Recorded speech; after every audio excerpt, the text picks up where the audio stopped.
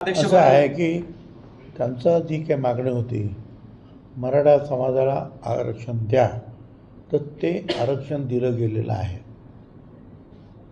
10% आरक्षण त्यांना आपण दिलं आहे आणि आम्ही ते टिकवणार असं सुद्धा मुख्यमंत्र्यांनी सांगितलेलं आहे. त्यामुळे तो खरं म्हणजे प्रश्न संपलेला आहे. कशासाठी हा आग्रह बाकीचा आहे हे कळण्याच्या पलीकडे आहे.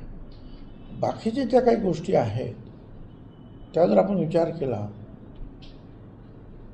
मग सारथी, बार्टी, महाज्योती हे वगैरे सगळं, तर सारथीच्या माध्यमातून जे आहेत ज्या गोष्टी मिळालेल्या आहेत त्यापेक्षा कित्येक कमी गोष्टी ज्या आहेत आज महाज्योतीच्या वाट्याला आलेल्या आहेत.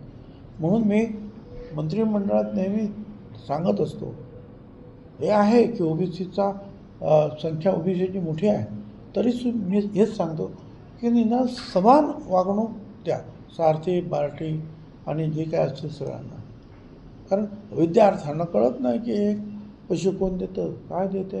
हे खरं आहे की काही ठिकाणी जे आहेत आदिवासी आणि दलित समाजाला दिल्लीतून सुद्धा पैसे येतात. पण आम्ही हे विद्यार्थ्यांना नाही सांगू शकत ना. विद्यार्थ्यांना एवढंच माहिती आहे की सरकार देतं, मग सरकार याला देतं, मग मला का देत नाही.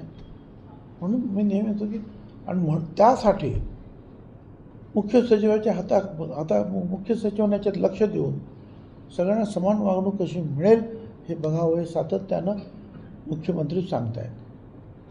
तर मला असं वाटतं की चांगलं काम चाललेलं आहे.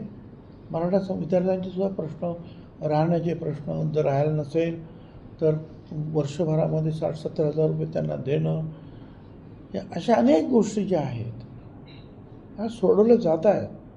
मग आता पावसामध्ये उगीच गणपती उत्सवामध्ये हे काय करणार आहेत मला काही कळत नाही. कशासाठी हा त्रास लोकांना देणार आहेत.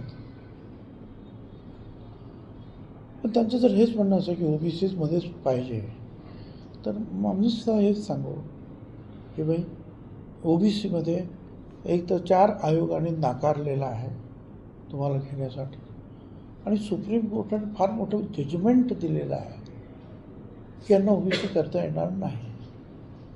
आता ते जजमेंट टाळून सरकार निर्णय घेऊच शकत नाही ना.